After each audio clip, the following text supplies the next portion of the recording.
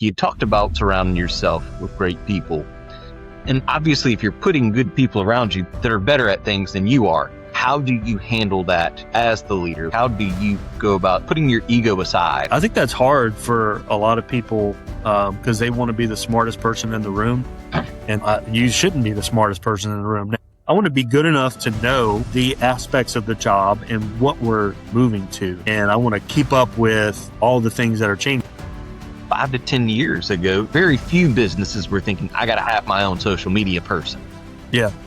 And now you're behind if you don't have it. Think about how long people have been monetizing Facebook or YouTube. Like Mr. Beast, for example, on YouTube. He's the highest grossing YouTuber. $300 million a year, $400 million a year is what he's making. He was smart enough 10, 15 years ago to start growing it and then turn on the monetization feature. It's never been about the money for me. Like I've never been about, hey, I want to make more money. I want to make a bigger difference in the job, the communities we serve, and then the people that are around me. I want them to grow and be able to do better in their life too. The money's going to be there because if I do a good job, I'm going to get bumped up to a bigger role. The money automatically comes with that.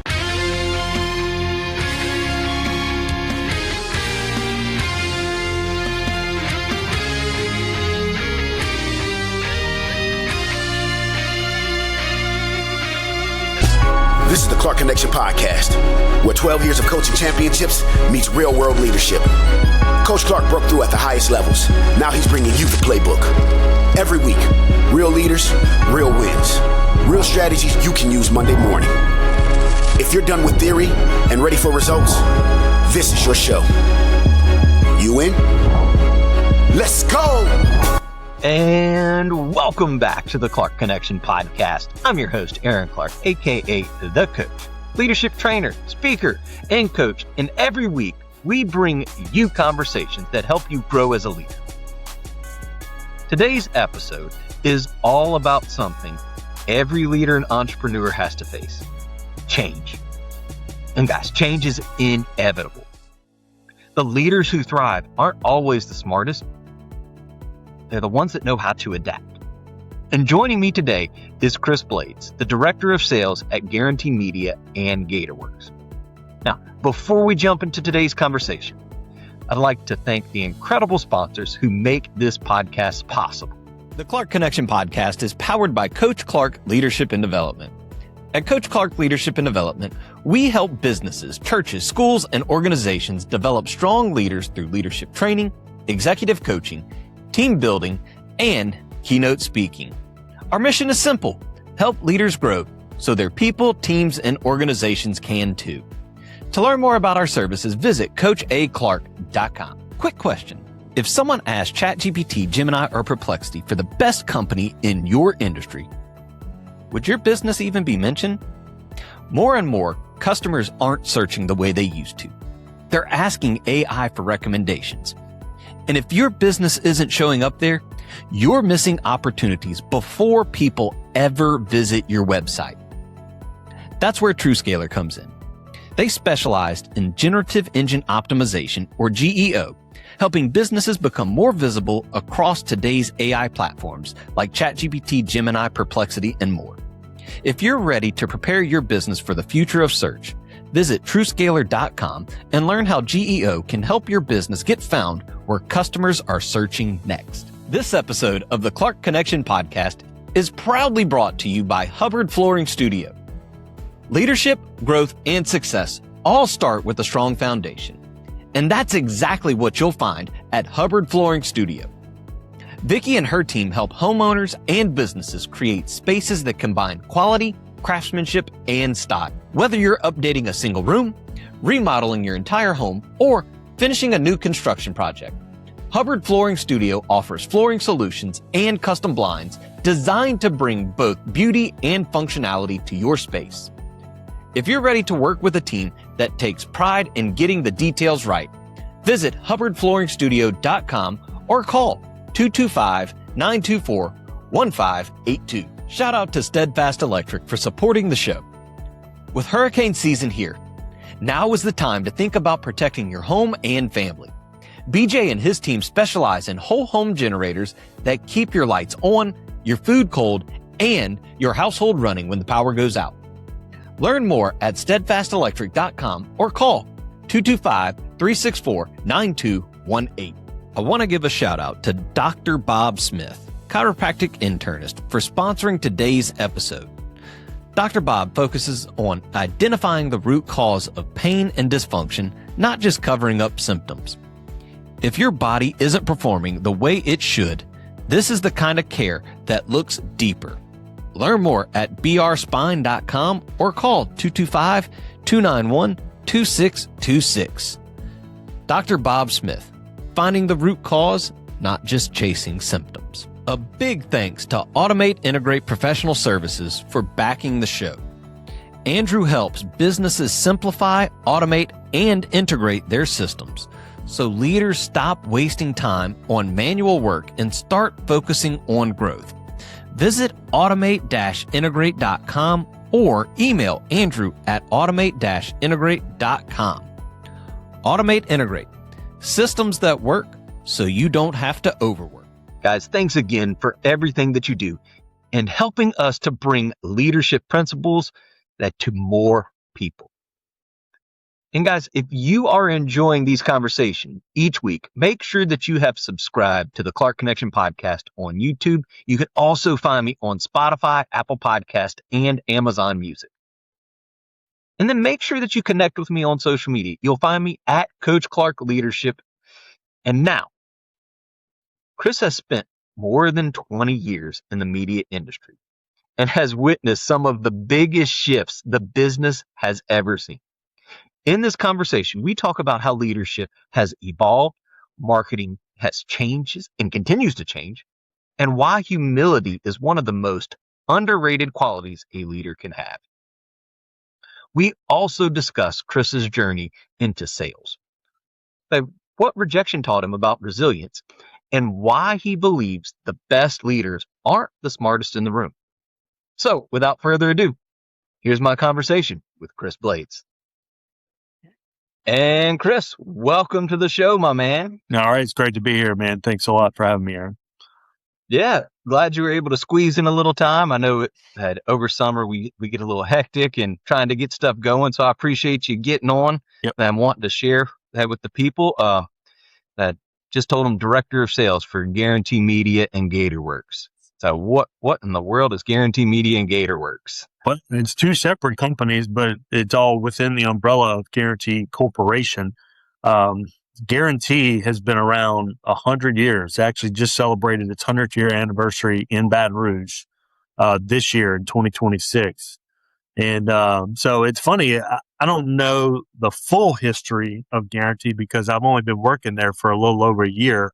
Kind of taking you back to my history. I worked for WAFB, which is technically right across the street from Guaranty, for 20 plus years. But I do know that Guaranty owned WAFB at one point back in the 80s. And so Guaranty has been a media company. They've had life insurance ownership. They've owned assisted living facilities. They've actually owned a restaurant or two with Jay Ducote here at some point. And then in 2018, sometime around there, they bought Gatorworks, which was is a digital marketing company that was started by a gentleman named Brian Rodriguez, basically in high school. And he built it out of starting websites. And so it's progressed now 25 years in business. And it's our digital marketing wing. We do everything from building websites to, managing social media, paid social, Google pay-per-click, and all the way now, the big thing is streaming television, streaming radio, targeted email, and things like that. The other thing on Guaranty, which is really what it's known for today, is the 4 radio stations. So Eagle 98.1, which is the flagship home of LSU athletics for Baton Rouge and Lafayette.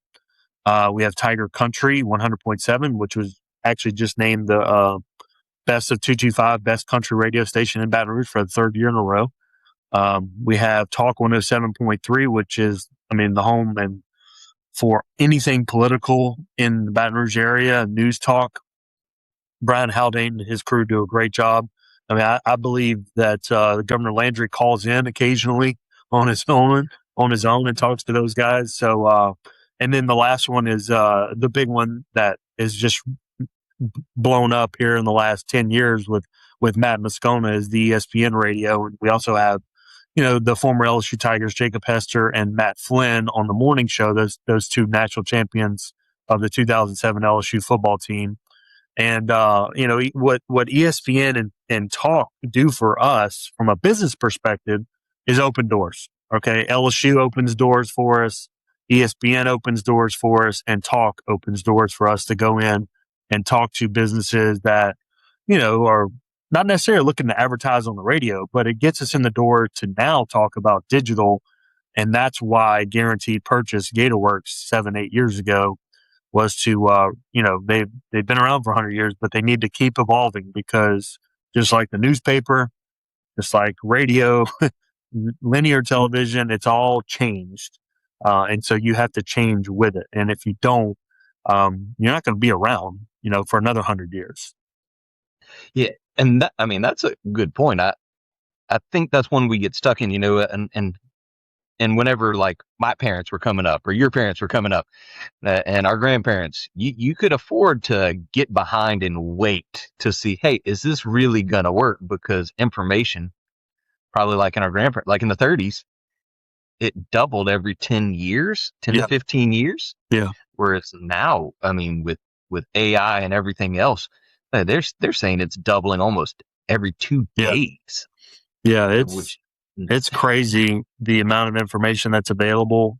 It just and how much everything has changed from a marketing perspective in the last year, 2 years. I mean, AI wasn't a big talk a year ago or 2 years ago. It was kind of starting, and that's where, from a leadership perspective, what I've always been focused on is trying to be that change maker in whatever position I'm in, and not just saying, oh, well, it's somebody else's problem, we'll let them figure it out.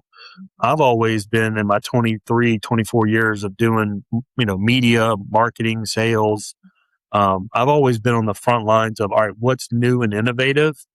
And to me, that's what a good leader does. And also, getting the team to come along with you, but finding people that, break the mold of what you can do, or what your I guess your experiences are. Like when I had my team of marketing people at WAFB, when I was a marketing director, I inherited a team that was very old school TV.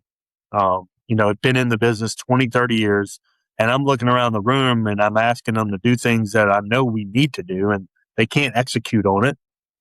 And maybe they didn't really want to. And so I'm like, I got to reshape this deal, and I got to figure out, all right, who can fill in the void that I left when I was moved up into the leadership role. And then who do I need that knows way more about something than I do and can just really complement the team and elevate what we're doing. And when I figured all that out, I mean, our team became the best marketing team in the whole company. So it was over 100 television stations nationwide. We started winning major awards for video production and marketing. And, for me, it worked out because I was named the president of the marketing advisory board for this corporation. And I was overseeing marketing campaigns for 100 television stations around the country. So we were building things out of Baton Rouge that was being disseminated all the way as far west as Hawaii, Honolulu, all the way into New York and West Palm Beach to the east, and in anywhere parts. So, I was like, well, we're doing things in Baton Rouge. People are seeing in Baton Rouge, but this same campaign is actually being seen in Hawaii and Idaho and Nebraska and anywhere we had a TV station. And that was really cool. That was like, man, that's awesome. And then you start getting recognized, for your work by national people. And then it just like, all right, what's my next step? Because everything's evolving.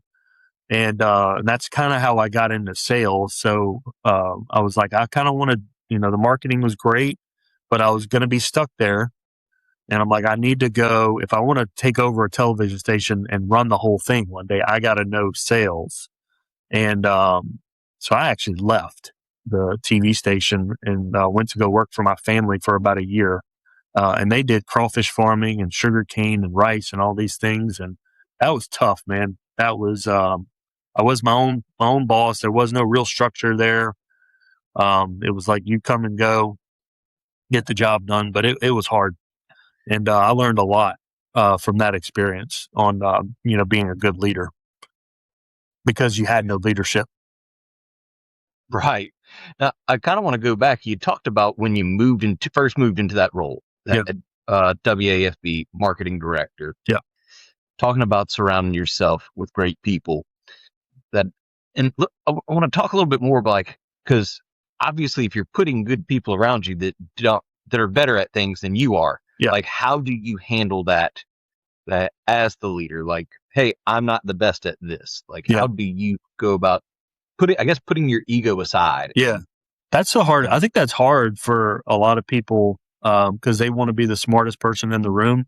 And that was one of the things that I remember, writing on the questionnaire that you sent out was, you shouldn't be the smartest person in the room. Now, Elon Musk is kind of just completely dialed that apart. Now, I do remember seeing a video of him. Yeah, like he's now, but I did see a video of him saying, there was somebody asking him on camera, I guess at SpaceX, about, hey, have you tried this? And he's like, no, actually, we haven't. And it turned out to be the correct thing to do. And so, at that point, he was like, well, I'm not. Maybe I am the smartest person in the room, but I haven't thought about everything. And so that's how I was. I was like, I want to be good enough to know the aspects of the job and what we're kind of moving to. And I want to keep up with, all the things that are changing. Like I had a guy in our department, Jeff Marshall, fantastic designer, could write code, build websites. I mean, he could do things that I don't think anybody else in our company could do. And that's why we were so elevated in what our product was. And, I was like, look, Jeff, you tell me how you want to be, led. How do you want to be led? He's like, I just want to do my job. I just want to come in and have the creative freedom to do whatever I want.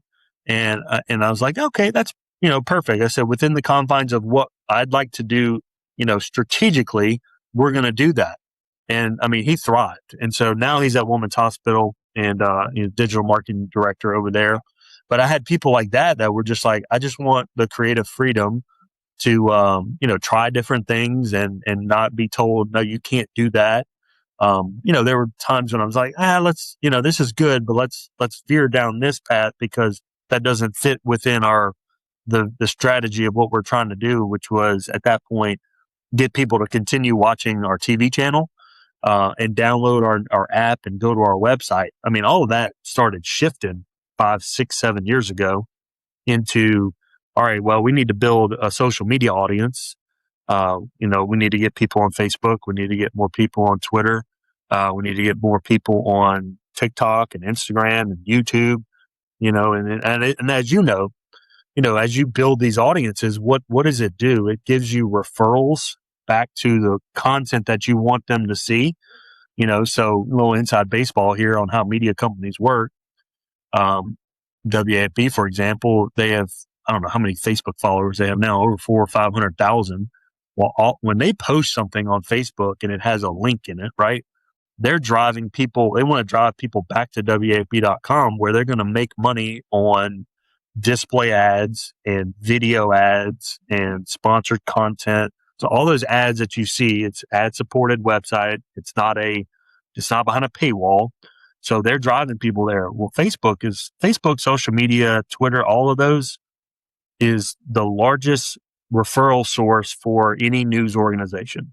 So if you have 500,000 people and you're posting constantly, probably 30 times a day, you're trying to stay in people's algorithm. You're trying to get them to click on it. You're trying to get interactions. It's like, it's a game. it really is just a game. But the end Really result, is. the end result is to try to drive people back to your owned and operated platforms that you make more money on. I think it's kind of shifted now a little bit to where you're now monetizing your social media platforms, meaning Facebook is cutting you a check at the end of the month for the content that is being engaged on. YouTube does the same thing. That's something that we do a guarantee with our ESPN YouTube live stream. I mean, we're making decent amount of money every month from all of those those views. And, so that's why we post nonstop. And even with our website, louisianasports.net, we just now added pre-roll video onto that site. And, I'm in the analytics all the time, and I see the potential there of, revenue. It's enough money to hire 2 more people, which is, at the end of the day, we're about growing the business, but we're also about getting people to where they have jobs, keep the community moving in the right direction and be a good steward of that money and being able to give back. Guarantee, one of the things we did for our 100-year anniversary was we cut 2 checks for $100,000 to the ALS Association of Louisiana and the Dreams Come True Foundation. And so it's not about, pocketing everything and, you're making a ton of money and you're pocketing it and using it for something else. We try to give back. And it's something that I was very excited to learn about Guarantee coming over here, is how much they want you to be involved in the community. And that's been fantastic for me. If you're getting value from today's episode, take a second to like, follow, and subscribe to the Clark Connection podcast so you'll never miss a future conversation on leadership, growth, and success. Let's dive back into today's topic. Yeah. And that's because I feel like the major theme has been evolve as we're going through and talking about things and mentioning the social media, the importance of having somebody post and post and post and post and post. I mean, 5 to 10 years ago, nobody was thinking or very few businesses were thinking, I got to have my own social media person. Yeah. And that was even for when I was at WFB, it was a missed opportunity. Just think about how long people have been monetizing Facebook themselves or YouTube. Like Mr. Beast, for example, on YouTube, he's the highest grossing YouTuber. What, $300 million a year, $400 million a year is what he's making. I mean, he was smart enough 10, 15 years ago, whenever he started his YouTube page, to start growing it and then turn on the monetization feature. I think WAB, for example, just recently turned on their monetization feature on their main page. We were 10 years ago, we've had over 100,000 Facebook followers there. There could have been, for journalistic integrity, I understand why they didn't do it. But now it's like, all right, we can't sell a TV spot for $700 per 30-second commercial anymore. Where do we make that money up? And it's the same thing we're seeing in radio. With Guarantee, we can't sell a radio spot for, more than $25, $50 a 30-second commercial. You don't have enough commercials in the day to make money and be able to, hire people and maintain a workforce with just radio.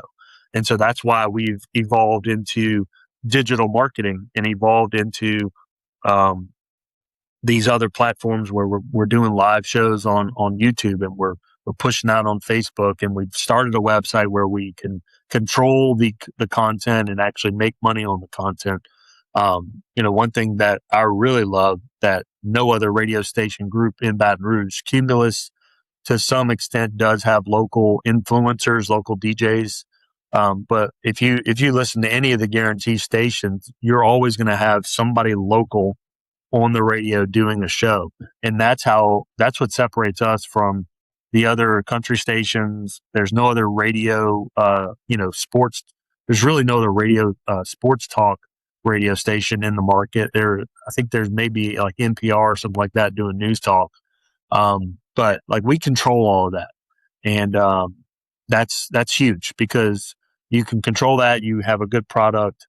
It makes it, businesses want to be there and want to have that local influencer, endorsing them.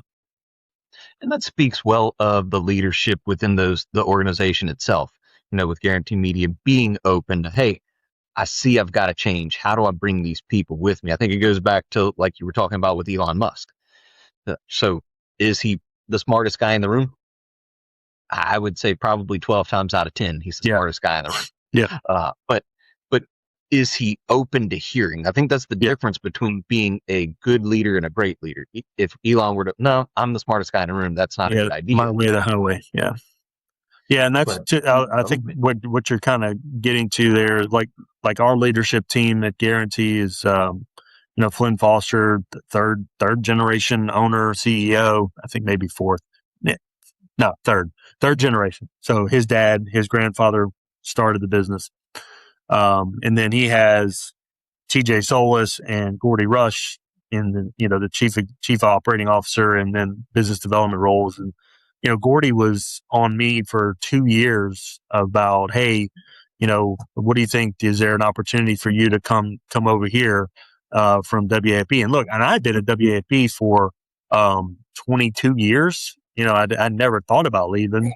And that was another thing that I kind of thought about, before coming on this podcast, was not being afraid to make that jump and that leap into something. So when I left the marketing department, I jumped into something completely different, went into the farming, and was like, I need to do this just to get some outside experience on the sales side. It's not like selling television or digital marketing. I was selling crawfish and soybeans and rice and sugarcane. But what was the biggest learning experience was that was right as COVID hit. And if you remember back in COVID, the governor had the policy that you can't have a party more than 10. I mean, this is right during crawfish season. So it's like, how do you sell crawfish to all the restaurants are closed? If you didn't have a drive-through restaurant, you couldn't stay open. You couldn't have parties of more than 10. So, crawfish boils were, illegal basically. So it's like, how do you sell all of this? How do you sell crawfish when you can't do any of that stuff? And so, man, I had to learn how to make phone calls. So cold calling, I had to learn how to go talk to people and get no's all the time. That's the biggest thing in the sales world. You're going to get told no all the time. And how do you work to getting that yes? And getting some no therapy. Yeah. And so, And so like what we did was we're like, well, we control this market of crawfish. We have all these crawfish, right? Well, how do we sell it? And so I'm like, well, the governor said you can have a restaurant, but it has to be a drive-through only. So we're like, well, we'll just open our own restaurant and make it a drive-through only. So literally in the 3-month period out in New Roads, we built a drive-through only restaurant, opened it. I don't know how we did this through all the permitting process and all that, but opened it, and we sold over 60,000 pounds of crawfish in this one little location in New Roads. We had people coming from St. Francisville and Zachary and Baton Rouge to come get crawfish. Now, luckily for us, we had a lot of good partnerships with, what we call wholesalers. And they would come and buy, the crawfish from us in Mississippi, Texas, things like that. So we were still able to sell 300,000-400,000 pounds of crawfish. And so it was, hold on one second. Yeah. Yeah, I see you. So my daughter wants to join us. But anyway, so the star of the show. I mean, yeah. So, and that's where I learned a lot about selling and expanded my mindset of, all right, I'm getting a lot of no's. I know how to do marketing. I know how to do creative. That's all my background. I'm like, all right. And so the reason I got back into television marketing was about a year after that. We had so much success in that little restaurant. My uncle and my family that owned the crawfish farm was like, well, why don't we just open 5 or 6 more of these restaurants? And I'm like, whoa, like restaurants, if you know anything, is a 24/7 type of business, right? Farming is a 24/7 type of business. It wasn't just crawfish, sugarcane, rice, soybean, sweet corn. Like it's nonstop. And I'm like, I'm not a restaurant guy, because they wanted me to kind of take that part in and go with it. And I'm like, that's not me. So I got back into marketing And I got back into TV, went back to WAFB and got into sales. So got offered the opportunity to go into sales. And that's where I just, from the last 5 years to now, has really taken off to where I'm now the, director of sales at Guaranty. And that's back to what Gordy, about 2 years ago, he's like, hey, we're trying to figure this digital marketing thing out. And Gatorworks is doing a good job, but we really know we really need to grow it as much as possible. And so it took about a year, but they got me to come over. And then a year later, after doing such a great job on the sales side, they promoted me to director of sales. So now I'm really charged with pushing this digital platform much greater. So it's been great, and something that I wanted to bring up, and this is now the second situation I've been in. So when I took over as marketing director at WAFB, I was on the floor, if you will, as a producer in marketing. So I was working next to all the people that I was about to start leading. Same situation in Guaranty, was a salesperson working with everybody that I was now going to be leading. And so I basically just leaned into what I learned at WAFB and did the same thing. I came in and just did a phenomenal job selling. And I was like, this is the path forward. This is the way we have to go. And when I get moved into the director role, nothing changed. It's like, hey, everything that I've been saying as a seller now holds true to what I'm asking you as an expectation of what we're going to do moving forward in sales to do. And that's going to be, we need to be focused on the digital marketing side, because that's where that's where more people are going to be leaning into. The traditional media is still important, but it's not as important as having a digital storefront, if you will, the website and all those type of things. Now, so let me ask this: with sounds like all three of your director role moves that you went from working beside, so marketing, you were right there with the team, then became marketing director. Sales at WAB, then sales director. Sales at Guaranty, now sales director. That from that very first move, that what would you say is the hardest thing you had to learn about going from being with the team to now the leader of the team? What was the most difficult thing? Yeah, it was. It's kind of funny. I know there's 47,000. Yeah, you're friends with everybody, right?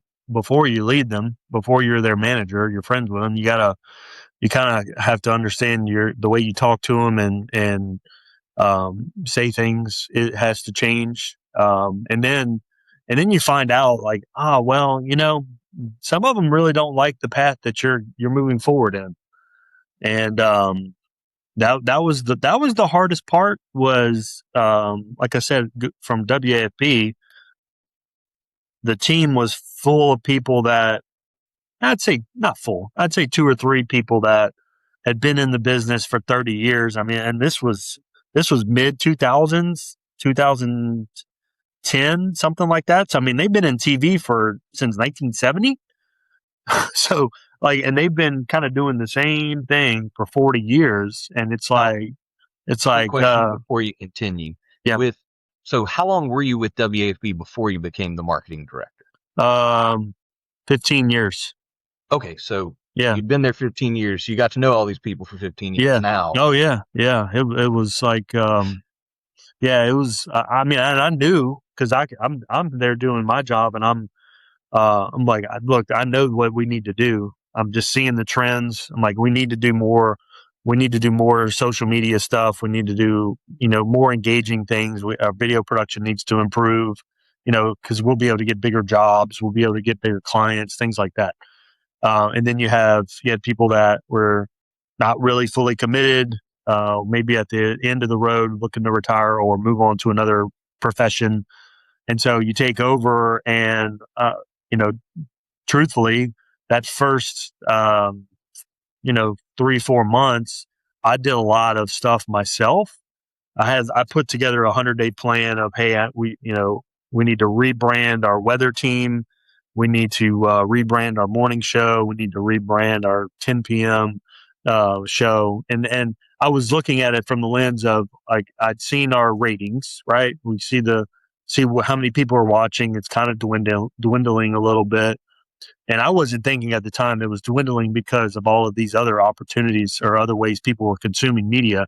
I was just thinking, all right, well, it's dwindling because our marketing hasn't been the best. And the direction of the marketing under the previous marketing director, wasn't what I was like, we need to do more of this. And that's what I took from that. I've had really good leadership in those roles. And then I had one that I was like, man, I don't really trust that this guy knows the right direction for this marketing department. And I said, I'm going to follow his lead, whatever he tells me, but I'm not going to go out there and say, hey, we need to do this and this, because I did it a few times and it got shot down. Right. And so going back to what I said earlier, I wanted to have people have free thinking, give ideas, and within the strategy of what we wanted to do, say, yeah, we can do that. We're going to do what you're saying. We might tweak it a little bit. But what I was having, my experience was, it was just, if I had an idea, it got shot down. There was no moving with it in a different form. It was just, hey, we're not going to do that. Yeah. And I think that gives a good point too. How many of us change or create our, especially as we've got to know each other. I mean, I would say that you're a great leader. But how many of us they make that formation of how we lead based off of, well, this is not what I want to do. I was with that guy. I don't want to be that guy. I was with that gal. I don't want to be her. Yeah. That's exactly. I'm telling you 100%. A quick thank you to our premium sponsor, Hubbard Flooring Studio. Whether you're upgrading your floors, refreshing a room, or adding custom blinds to complete the look, Vicky and her team are committed to quality workmanship and exceptional service. Learn more at hubbardflooringstudio.com or call 225-924-1582. Let's get back to building better leaders. 100%. I had general managers.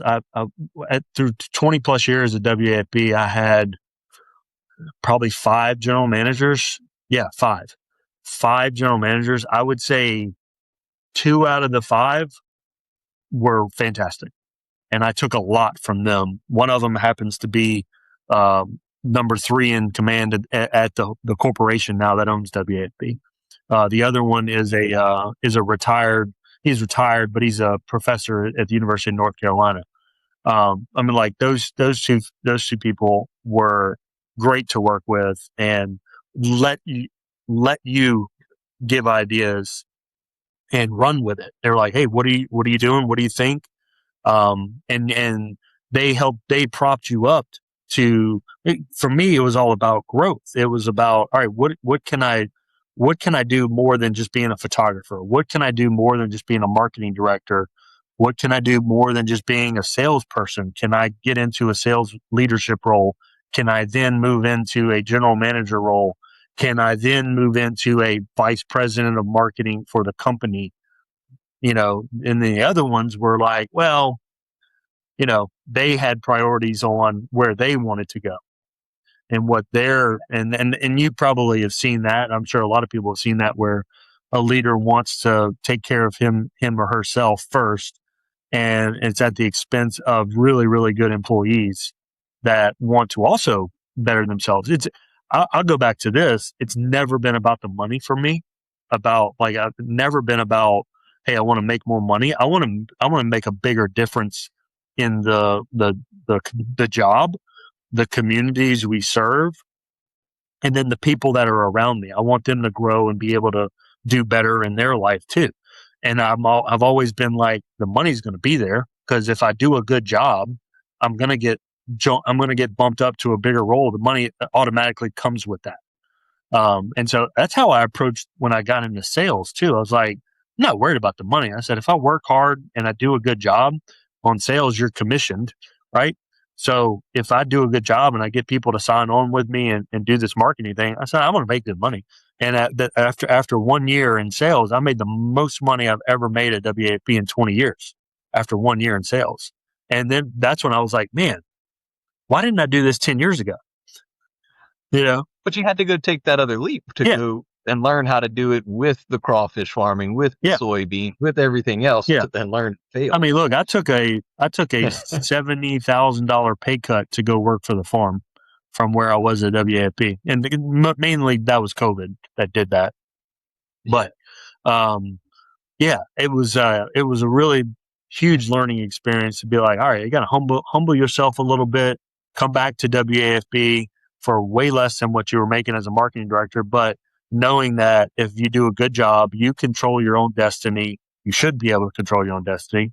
You do a good job, and you're going to be able to grow this thing and move up fast. And so after 1 year as a seller, I was one of the top sellers in the station. Like, I was, in terms of new business, new clients, I was 1A, 1B with another lady that had been there forever.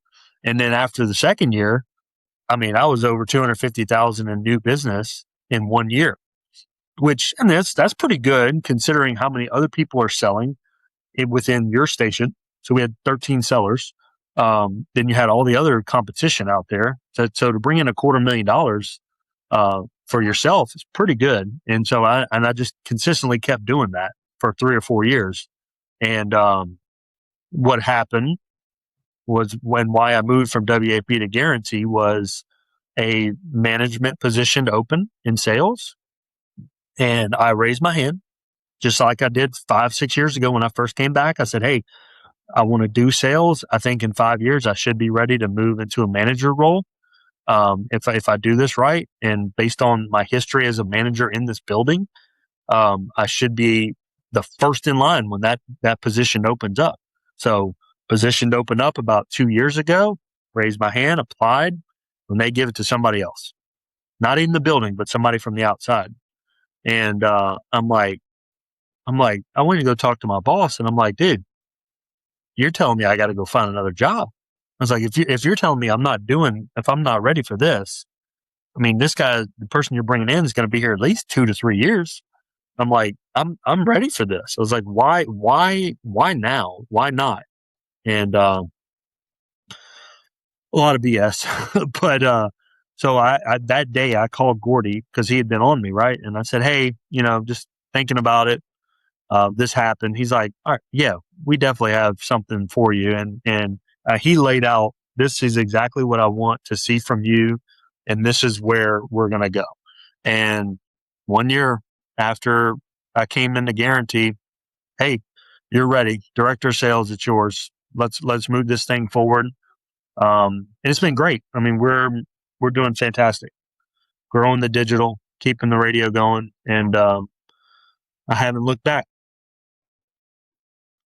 Yeah, and I think one of the cool things too that you circling back to the allowing people to make their decisions, that's such a tough one for us as leaders, and I think why they struggle to allow, like, hey, well, Chris, you got this great idea, roll with it. Yeah, I have to be okay with letting you fail. Yeah, and talking to my superiors and like, well, why did Chris fail with this? Well, he wanted to see about this. I thought it was a good idea. And you have to be able to own that failure as a leader that I didn't exactly have control of. Today's episode is brought to you by TrueScaler. Search is changing. Customers aren't using Google anymore. They're asking AI tools like ChatGPT, Gemini, and Perplexity for recommendations. TrueScaler helps businesses show up in those AI-generated answers through generative engine optimization, so your company is easier to discover when it matters most. Learn more at TrueScaler.com, because the future of search is already here. Now back to the conversation. So, I mean, it reminds me, like when I was coaching, I remember we had the very first year that I was coaching at Central, that we had a phenomenal quarterback that could think and see. And so they allowed him to make a lot of different stuff. And sometimes he would make bad decisions. He'd come off the field, head down, offensive coordinator, like, come on, bud, it's all right. What did you see? Let's talk through it. And I remember catching him after like one game. We only lost one game that year. So after we lost, I asked him that. He was like, well, it's more about him becoming a better man and leader than it is about us winning games. Yeah. Yeah. And that's, it's a great lesson to how, and going into business of, we're obviously in this business to make money. And the thing that I remember of one of the things that I didn't get that job was well, we need you to lead more projects. We want to get you moving in the right direction, but you need to lead some projects. And I'm like, I mean, man, do you not remember all the things that I did as marketing director that are still bringing revenue into this company to this day? All the ideas that I helped develop 10 years ago. And I bring up one that just happened yesterday. One of the things I created when I was in sales was a American flag giveaway for a client. That was about 5 years ago. Well, they're still using it to this day. And yesterday they had it with a major grocery store. Well, guess what? That grocery store has multiple locations. So they were doing a flag giveaway at multiple locations. They got a lot of money out of that deal. And I'm like, that's a project that I created. And so I'm like, the things that I was being told when I was like, you're not getting this job was like, you don't remember the value I've brought to this company over the last 20 years and all the things that I've brought to this company. There's just like a amnesia to that. It's like, oh, you never really did any of that stuff. And I never forgot it because I know that it was there. And that's what I think a lot of people miss the boat, especially in companies. Like if you have a lot of turnover in management, they don't know what historically employees have done for the company. And I think that's hugely important, especially for a company that has, a CEO that's been there forever. They know what people have done for their company and how they've helped them grow. In media, a lot of times you have a general manager coming in every 5 years, so they have to learn everybody new. They don't know, but they have to rely on the managers that are there to say, yeah, Chris is really good. Like he's great at video production. He's great at coming up with ideas. He can execute. He's reliable. You have that kind of turnover with leadership. It's just forgotten. And that I had to wrap my head around that because that was disappointing for me. Was like, man, do they not? And I know the person, one of the general managers that I hold in high regard, who was in the high level at the company. I'm like, did she not say, hey, Chris is actually really good. He helped us raise $1 million for a flood relief concert in 2016. Like you need to give him this shot. Like all of these, I'm like, where were all these people that knew my history? And I'm just like, that was disappointing for me. And so it kind of brings up another question that I had too, because you'd said, all right, you're with WAFB 15 years before you got promoted into a director role. And I mean, even going back to the early 2000s, that's a long time to wait around that for a director role. Like that, what was it that did you not think, hey, I can move into this leadership role? Or was it never like an ambition to move into a leadership role? Yeah. What got you to wait around 15 years? So I think when I started at WAP, so I graduated from LSU in 2002 and I immediately started at WAP as a part-time videographer. And I wanted to be like a sports reporter, but I was like, I wasn't crazy about the travel, the moving around. Like if you wanted to be a reporter, broadcaster, anchor, whatever, you pretty much had to move every 3 years. And in my mindset, 20 something years old, I was like, I don't know if I really want to do that. So I worked in news for 3 years. And then I was like, WAP is really good. Like the history of it, it's very stable. I'm kind of like, that's, I guess where I get that from my mom and dad is like, you don't move around. My dad worked for Baton Rouge Fire Department forever, started there after coming back from Vietnam, retired. My mom worked for the state, her whole career. So, I was like, I'm going to stick with one company and just grow within that company.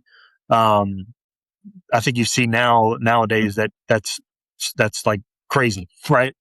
People bouncing around all over the place. But so I was just in that mindset. I was like, I'm just going to put my head down, do a good job. And whatever opportunities open themselves within this particular station, this company is where I'm going to go. I'm going to be a company man. So I went from news to marketing producer. And I had some opportunities to move to like Jackson, Mississippi, and Tampa and Jacksonville and things like that. And I was like, but in my mind, I'm thinking, man, if I'm bouncing around from a Raycom, which was owner of WAFB, I need to bounce from Raycom job to Raycom job, not from Raycom to another media company. And so you lose, in my mind, you'll lose your tenure, I guess, if you will. But you also, going back to what I said, you're having to start over with all new leadership. You have to prove yourself again to all new people. So I'm like, if I can just stay in one spot and prove myself and grow, the people that in this particular company, they've stayed there for a long time. So I'm like, I'm going to be in good shape to move up because people are going to remember me based on my performance and all the good things that we're doing. And so there was some struggle there because the marketing director who hired me, she retired and went to New Orleans. Well, their marketing director job opened pretty quickly. I think I was probably 6 years into the station total. So the marketing director job opened, and I'm like, I had 3 or 4 years experience in marketing. Maybe I wasn't exactly ready for it, but they brought in another person from outside to be the marketing director. And it was somebody that had no marketing experience. They were a sports producer in New Orleans, and but they were friends with the general manager. Okay. So I was like, oh, well, okay. Well, I see how that works. Right. So I need to do a good job. And that general manager will Be friends with the general manager. Yeah. They will reward me one day. And, so like, I was like, okay, so that's what I'm going to do. And so I've waited my turn. I'm like, I think another 4 years had passed, 3, 4, 5 years. And new general manager came in. So somebody completely new. And again, I had the utmost respect for this guy. He was fantastic. He gave me the shot to be the marketing director, but it almost didn't happen. The vice president of marketing for our company actually vouched for me and said, no, look, you need to hire this. You need to hire Chris for this job. Like he was looking out at somebody else. And he's like, no, you have the guy in the building, give him a shot. And so, they didn't pay me as much as what I thought they should have that first go round, but they gave me the shot and I went out and proved it in my first contract with them in the first 3 years. Like I over delivered on what I was making. And so the second contract came around and they're like, Chris, we're going to bump you up significantly. And I said, good, because I deserve it. And so they did. Well, then 2 years into that contract, new general manager comes and just not the type of person I want to work for. And that's when COVID 2019, I was like, I think she was there for a year and a half before I left. And so I guess at that point, even though I came back to WAP, all of my history was kind of wiped away because nobody remembered all the great things we did in that preceding years. Yeah. And that's a good, I think that's good for people to know is you put your head down. You worked for all these years. You worked that 15 years, and you didn't just say, hey, I could have moved to Jacksonville. I could have moved to Jackson. I could have moved here. I could have moved there. But being able to create stability, get some roots planted, and then whenever you move into that new role, you've already got that groundwork established. I think that's important for people to know that I want to take our relationship to the next level. Let's become social media friends. Follow me at Coach Clark Leadership, and let's keep the conversation going in between episodes. Now let's get back to the connection. And so kind of as we're winding down, getting close to time, I always love to ask everybody, I believe all leaders are readers. Yeah. Not all readers are leaders, but all leaders are learners. They're constantly learning, evolving, and trying to learn something new. And so what would be one book that you recommend all readers or all leaders read? Yeah, it's something that we're reading at Guaranty. It's called Influence, the Psychology of Persuasion.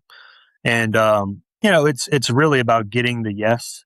So from a sales perspective, we're always working towards getting people to say yes for the products and services that we do. But I think from a leadership perspective, it's, you need to lead a team. You need them to go along with what you're trying to sell to them as your goals and strategies. So, 7 Principles of Influence.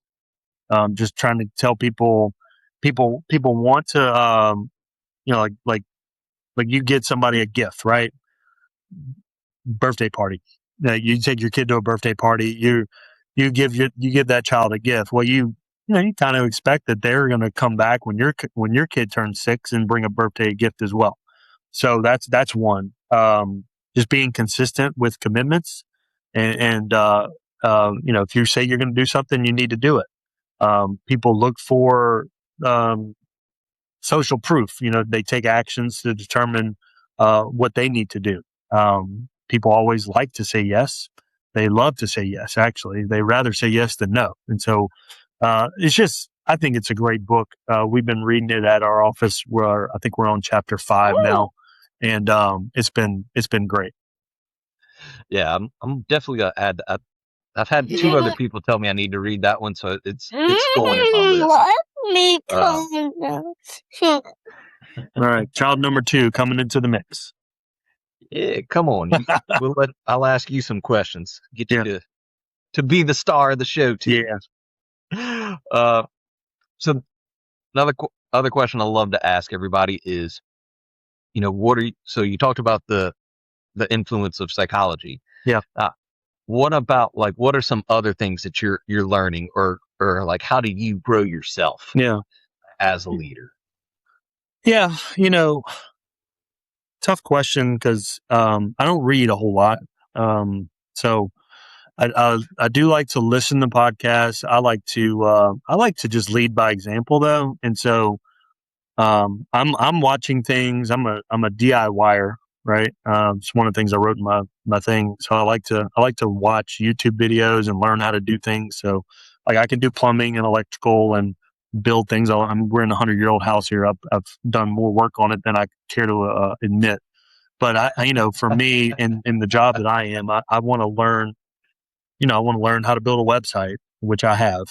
I want to know everything I need to know about search engine optimization, search engine marketing, and streaming television and email marketing, all these things. So I'm diving into analytics all the time. I'm just geeking out over, all right, what opportunities are there for us on these platforms that we own, like our website and then our apps, and then how can we take all that information and do some things like you do, like you do the leadership breakfast. We try to do lunch and learns with Chambers. We do lunch and learns with all the organizations that we're a part of to just let people know, all right, you need to consider this. Like, for example, recruiting for a lot of these companies, they kind of default to Indeed and Glassdoor and all these things.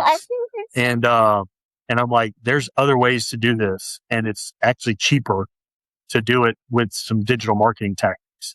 And so we're really leaning into that right now from a company perspective of we need to build relationships. And so the way you build relationships is you get involved in organizations that people are a part of, and you try to talk to them and figure out what they love, what they like, what they care about, and you help them out. So that's what we're doing. It's been working out really great for us from a business perspective and our growth model, which is on the digital side.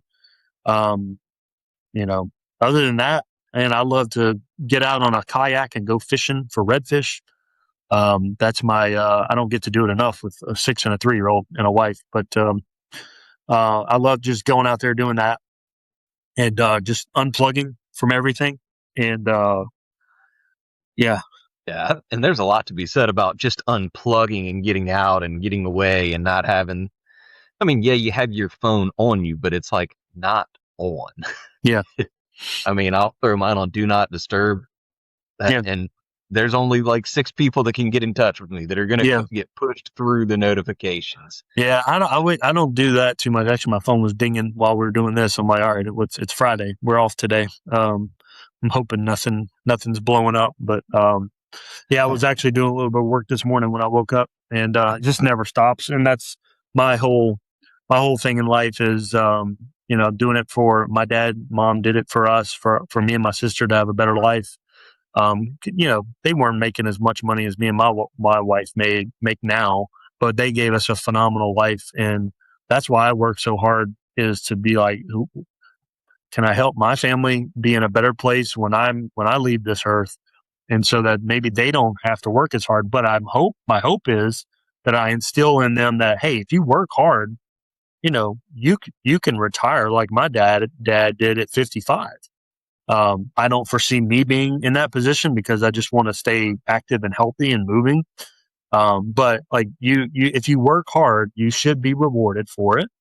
You should be recognized for it, and then you should be able to reap those rewards for as long as you want without having to work hard whenever you decide that you're done working. And so that's kind of how I go in with leadership too. Is like, look, guys, if we work hard for 4 hours, the next 4 hours, we don't have to, worry about what we did the first 4 hours because we got the job done, and we can go enjoy life and go to a bar or go to a happy hour and enjoy our company. And, that builds more camaraderie, builds a better team. And, just in this day and age after COVID, it's been about, the whole remote work from home kind of deal. People want to have that flexibility. So they also want to have flexibility in how hard they work. And if you give them those options but you hold them accountable, you're going to have a way better team and you're going to have a way better product. And, you're going to be highly successful. Yeah. So, yeah, I agree with all of those, man. And I think, that when people tell me, oh, I don't really read, but you proved that right there, like, hey, I'm learning about websites. I'm learning about this. I'm learning about, and that's what I think as the leader, it's your job to learn. Like, you have to be out in front. You're the tip of the spear. That you're driving the team forward. Well, and I want to hire people that know things that I don't. That was going back to when I took over as marketing director. I had to replace myself, right? I mean, that job is open now, so you're like, all right, who complements you? You know what you know. You need to go hire somebody that knows what you don't know. And that I struggled there because the first hire I made was not the right one. I was like, I need to hire somebody that can at least step in and do kind of what I was doing, but I didn't look beyond that. I didn't look beyond all right, well, they can do what I do a little bit in terms of the editing, but what else can they bring to the table? Well, it really wasn't much else.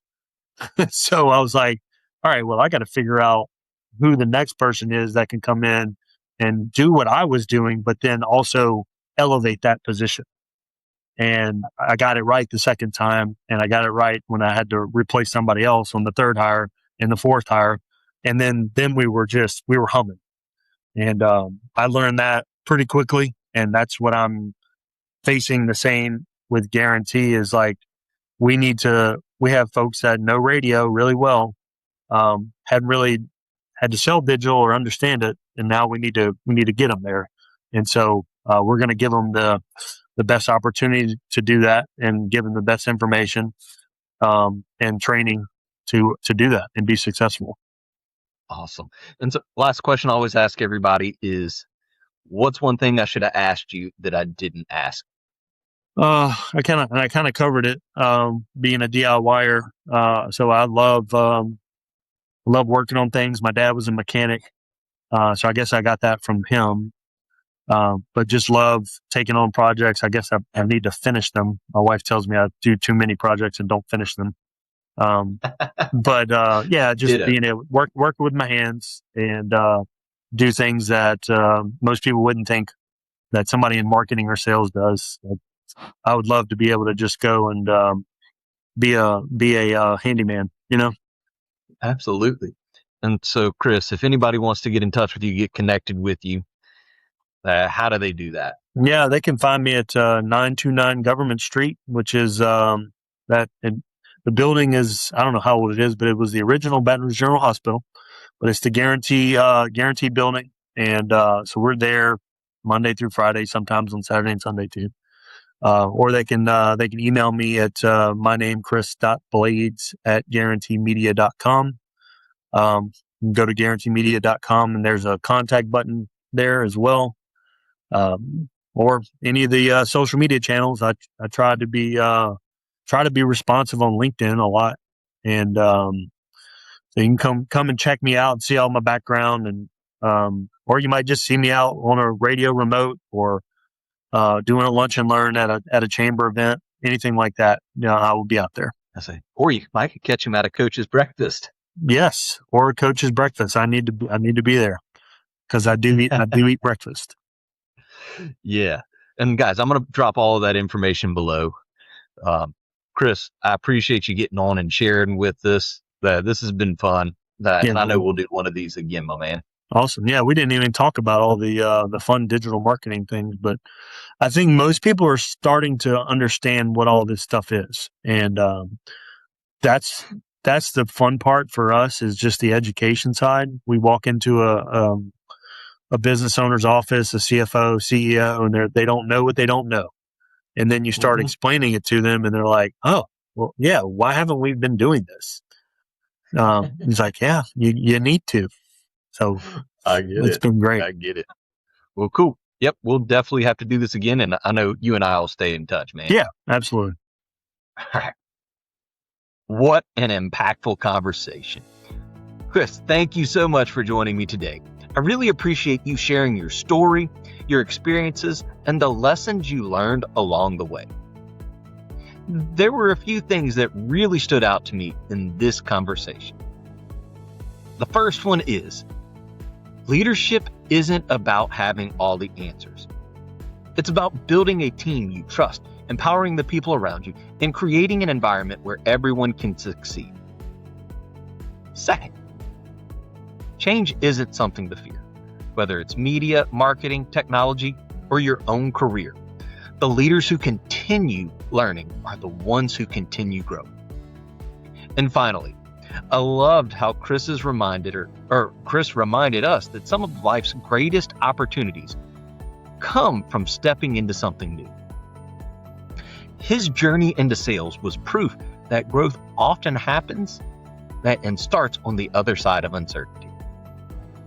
If you'd like to connect with Chris or learn more about Guaranty Media or Gatorworks, be sure to check out the links in the show notes listed below. And if you enjoyed today's conversation, do me a favor. Share this episode with another leader, business owner, or entrepreneur who could benefit from it. And if you haven't already, make sure you're subscribed to the Clark Connection podcast on whatever platform you're listening to. And remember, you don't need to be great to get started, but you have to get started to be great. So keep leading, keep learning, keep connecting, and I'll see you on the next episode of the Clark Connection Podcast. Thanks for listening to the Clark Connection Podcast. If today's episode added value to you, do me a favor, follow the show and share it with someone who needs it. You can connect with me at my website, coachaclark.com, or on social media at Coach A. Clark. All the links are in the description. Until next time, keep leading, keep growing, and keep connecting.